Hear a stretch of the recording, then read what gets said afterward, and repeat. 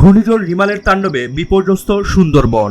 রিমালের সামনে নিজের বুক চিতিয়ে দিলেও ব্যাপক ক্ষয়ক্ষতি হয়েছে সবাইকে বাঁচানো সুন্দরবনের। ঝোড়ো বাতাসে গাছপালার যেমন ক্ষয়ক্ষতি হয়েছে, তেমনি জলোচ্ছ্বাসে বন্যপ্রাণীরাও ভেসে গেছে। বন্যপ্রাণীরা বাঁচতে দিকবিদিক ছুটাছুটি করছে। মঙ্গলবার সুন্দরবন পূর্ব বিভাগের কটকা জামতলা এলাকা থেকে ২৬টি মৃত হরিণ উদ্ধার করেছে বন বিভাগ। পানিতে ভেসে যাওয়ার সময় বিভিন্ন এলাকা থেকে জীবিত অবস্থায় ১৭টি হরিণ উদ্ধার করা হয়।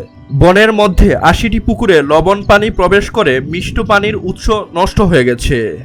কটকা অভয়ারণ্য কেন্দ্র থেকে আমরা ২৬টি মৃত হরিণ উদ্ধার করেছি এবং সেটা মাটি চাপা দিয়েছি।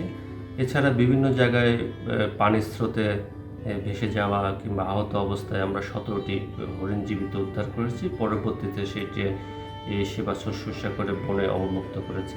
জানা গেছে, ঘূর্ণিঝড় রিমাল রবিবার প্রথমে বিশ্ব ঐতিহ্য সুন্দরবনে আঘাত হানে।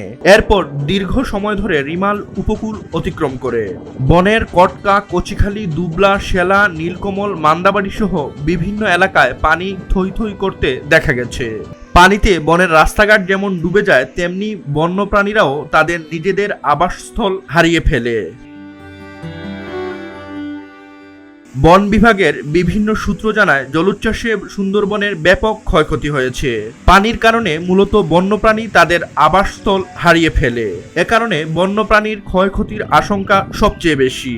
ঝোড়ো বাতাসে বনের বিভিন্ন অংশে গাছপালা ভেঙে গেছে এবং উপড়ে পড়েছে। সেই সাথে বন বিভাগের 2টি পল্টুন ভেসে গেছে। এছাড়াও বন বিভাগের কয়েকটি কার্যালয় নানাভাবে ক্ষতিগ্রস্ত হয়েছে। এছাড়া বনের অভ্যন্তরে বন বিভাগের প্রায় শতাধিক পুকুর, যেটা মিষ্টি পানির একমাত্র উৎস ছিল বনের মধ্যে, এবং বিভিন্ন বন্যপ্রাণী, বনজীবী এবং বনকর্মীরা যেটা খাবারের কাজে ব্যবহার করতেন, প্রতিটি পুকুরে নোনা পানিতে নিমজ্জিত হয়ে গেছে।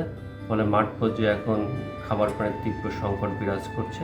খুলনা অঞ্চলের বন সংরক্ষক মিহির কুমার দে জানান, ঘূর্ণিঝড় রিমালের প্রভাবে রবিবার এবং সোমবার দিনে ও রাতে নদীতে স্বাভাবিক জোয়ারের চেয়ে ৮ থেকে ১০ ফুট পানি বৃদ্ধি পায়। পানিতে সুন্দরবনের বন্যপ্রাণী দিকবিদিক ছুটাছুটি করতে থাকে।